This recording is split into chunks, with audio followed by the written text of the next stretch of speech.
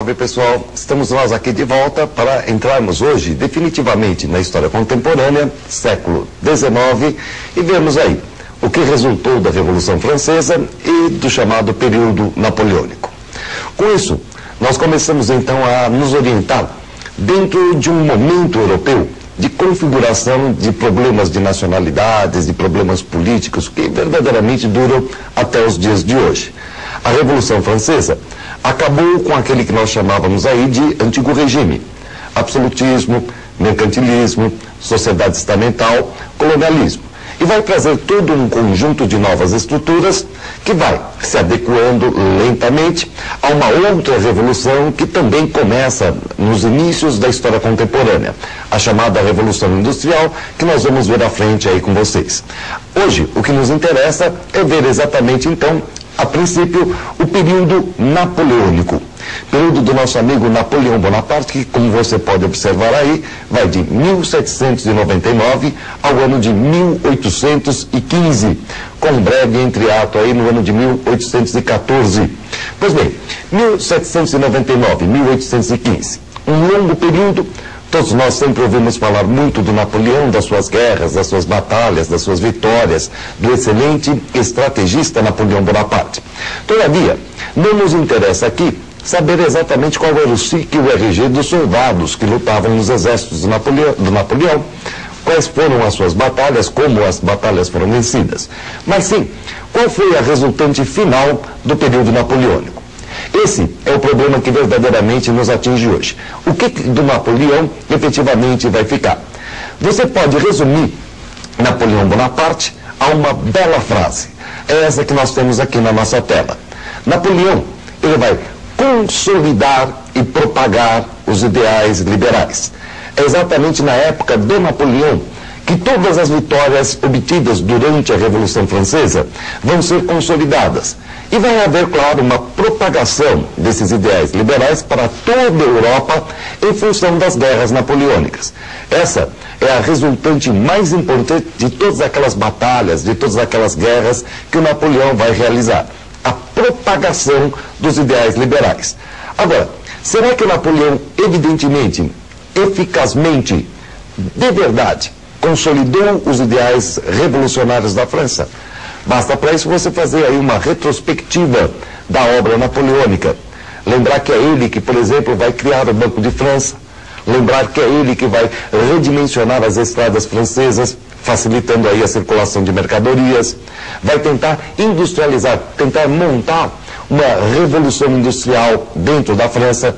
É ele que vai consagrar os princípios da liberdade, igualdade, fraternidade, no famoso Código Napoleônico. Vai reatar relações com a Santa Sé, com o Papa, que havia excomungado a Revolução Francesa, e ele, através da concordata com a Santa Sé, vai acabar reaproximando a Igreja da França. Todavia, nós sabemos que Napoleão tem uma outra faceta que parece, ou seja, é aparentemente uma contradição. O fato de que Napoleão vai acabar se tornando imperador. Aliás, foi inclusive tema aí da Unicamp já. O quadro que mostra o nosso amigo Napoleão se autocoroando, como você pode observar aí. De repente ele pega a coroa e ele mesmo vai acabar levando a coroa à sua cabeça, mostrando que a autoridade dele é maior do que a autoridade do Papa, a separação entre a Igreja e o Estado. Olha, se o Napoleão se torna absolutista, como é que a gente explica essa aparente contradição dele? Em primeiro lugar, ser um sujeito que está consolidando os ideais liberais da Revolução Francesa e, a partir de um certo momento, se tornar um governante absolutista. A contradição, como a gente está dizendo, é aparente pelo seguinte: para a burguesia, o absolutismo dos Bourbons, o absolutismo dos Luíses, Luís XIV, XV, XVI, não interessava, justamente porque ele privilegiava a aristocracia, privilegiava a nobreza. Todavia, quando o absolutismo é pró-burguesia, ou seja, quando ela favorece a esse segmento social que agora está chegando ao poder, o burguês não tem absolutamente nada contra esse absolutismo. Quer dizer, o liberalismo se apresenta a nós aí justamente como uma tendência bastante contraditória. Mas é uma contradição, no caso do Napoleão, como você vê, aparente. Já que o absolutismo do Napoleão é pró-burguês, a burguesia simplesmente não só aceita, como até paga para que ele comece a colocar ordem naquela baderna toda que a Revolução Francesa tinha deixado. Isso posto, nós então vamos ver que, passado este momento das consolidações do Napoleão Bonaparte, derrotado o Napoleão Bonaparte, a Europa ainda vai fazer mais uma tentativa de voltar ao antigo regime. Essa tentativa de voltar ao antigo regime é aquilo que a gente tradicionalmente conhece pelo nome de Congresso de Viena. O que o Congresso de Viena está tentando fazer? Pegando os ponteiros do relógio e fazendo com que os ponteiros do relógio recuassem no tempo. Mas uma coisa é você atrasar o relógio, outra coisa é o tempo voltar junto com este atraso. A coisa não acontecia mais. A obra do Napoleão, a propagação e a consolidação dos ideais liberais vai ficar muito clara na Europa, como a gente vai ver logo após esse Congresso de Viena. Quais são as características desse Congresso de Viena? Veja bem, num primeiro momento, você tem a ideia que nós conhecemos aí pelo nome de restauração. A tentativa de fazer voltar o antigo regime. Uma tentativa de equilíbrio, ou seja, de fazer com que não houvesse mais dentro da Europa uma superpotência, como havia sido a França na época do Napoleão, como havia sido a França durante a Revolução Francesa. Há um princípio que marca muito o Congresso de Viena.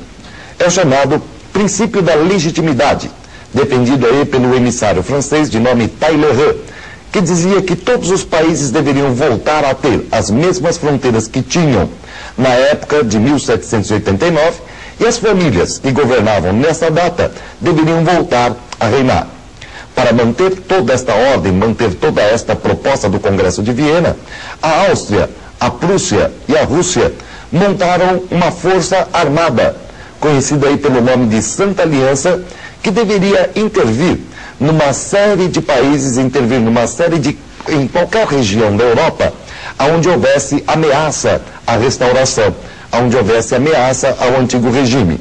Porém, você nota que é exatamente o momento, olha pelas datas, o Congresso de Viena, que começa em 14 e termina em 15, vai durar muito pouco tempo, porque você sabe que, por exemplo, em 1822, o Brasil está se tornando independente. O colonialismo é uma das características do antigo regime. Resultado, a Santa Aliança deveria intervir também na América e pedir essa independência. Tal não vai acontecer, primeiro, em função da Inglaterra, que tinha interesse na independência das colônias, e mais fracamente, em função da chamada doutrina Monroe. Doutrina Monroe, que no momento em que ela é manifestada, no momento em que ela nos é apresentada pelo então presidente James Monroe, ela não tem grande força. Ela simplesmente é uma frase de efeito. Mas que, passada essa fase inicial de consolidação norte-americana, vai servir de muito para as intervenções norte-americanas na América. Qual é a frase que resume a famosa doutrina Monroe? A América para os americanos. Todavia, você sabe que esta frase, na verdade, vem a significar a América para os norte-americanos. Já é quase que uma reserva de mercado para os Estados Unidos da América do Norte em relação à América do Sul e à América Central. Isso posto, nós vamos ver exatamente o que acabou acontecendo na Europa após o Congresso de Viena. Dá uma olhadinha aqui, você vai ver o mapa da Europa, como ficou logo após o Congresso. Você está percebendo que de repente você tem grandes impérios, como é o caso aqui do Império Austro-Húngaro, você tem a França se mantendo, você tem outros grandes estados que estão totalmente fragmentados, como é o caso aqui da Itália, como é o caso da Alemanha. Na verdade, se você observar o que está acontecendo aqui na sequência, veja só, uma série de nacionalidades como essas que você pode observar aqui em termos linguísticos vão ser desrespeitadas. Polônia vai ser partilhada, a Bélgica vai ser entregue, Grécia vai ser violentada, a região que hoje está muito explosiva, a região lá da antiga Iugoslávia, sérvios croatas, montenegros, etc. O Congresso de Viena, na verdade, ele está violentando todas essas populações, todos esses povos. E justamente porque ela violenta através de um princípio de compensações financeiras e territoriais, os poderosos vão aproveitar para tirar vantagem, ela vai detonar. Algum tempo depois de terminado o Congresso de Viena, mais exatamente 15 anos, a obra do Napoleão. São as chamadas revoluções dos anos de 1830 e 1848. Essas revoluções de 30 e 48 são exatamente aquelas que vão marcar aí o sucesso da consolidação e propagação da obra napoleônica. Você pode acompanhar aqui com a gente e verificar que ela vai acontecer praticamente em todos os países da Europa. Todos os países da Europa vão sofrer aí as revoluções de 30 e 48. E por que toda a Europa vai acabar vivenciando essas revoluções? Primeiro, numa contraposição ao antigo regime. Segundo, num respaldo daquilo que vem a ser a obra do Napoleão, a propagação dos ideais liberais. E, claro, terceiro, as nacionalidades que estavam sendo feridas. Nacionalidades essas que foram quebradas, que foram violentadas pelo Congresso de Viena. Então você pode acompanhar aqui com a gente como é que isso vai acontecer em termos de esquema. Como é que funcionam os ideais das revoluções de 30 e 48. Olha só, você tem de um lado o liberalismo, de outro lado o nacionalismo. Liberalismo e nacionalismo são as correntes básicas das revoluções de 30 e 48. Na França, em 48, apesar da revolução também ser liberal, também ser nacionalista, ela vai contar aí com uma pequena pitada de socialismo utópico. Importante se guardar que é socialismo utópico, porque é exatamente nesta data, 48, que Marx e Engels vão também publicar o Manifesto Comunista, já dando margem aí ao socialismo científico.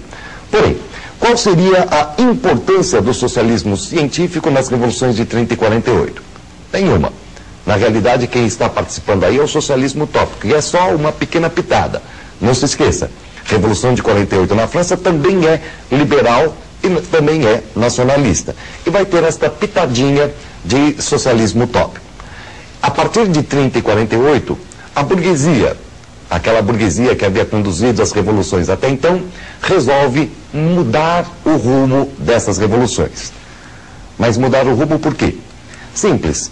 Ela muda o rumo porque, junto com esta burguesia que nós podemos observar aqui bem vestida, ali toda refestelada nas suas óperas, dentro aí dos seus quadros, dentro aí das suas grandes casas, etc., nasce também uma nova força social, ou seja, o proletariado. Proletariado que já começava a se manifestar ali, como o socialismo utópico da França de 48 bem o demonstra, de uma maneira bastante clara, de uma maneira bastante agressiva, e que colocava em perigo a possibilidade da revolução. Por isso mesmo a burguesia vai começar a abandonar a ideia da revolução e vai começar a apoiar a ideia da reforma. É isso que começa a caracterizar a segunda metade do século XIX, o que a gente chama de política das nacionalidades. Em função aí desse temor burguês de que a revolução pudesse vir a ser proletária, toma-se agora a ideia da reforma. A reforma passa então a apoiar o Estado, passa a apoiar o Exército, resultando na unificação da Itália em 1870 e da Alemanha em 1871. A partir daí, você nota que de repente essas unificações vão acabar resultando na montagem de dois importantes países, cujas consequências nós deixamos para ver com vocês nas próximas aulas.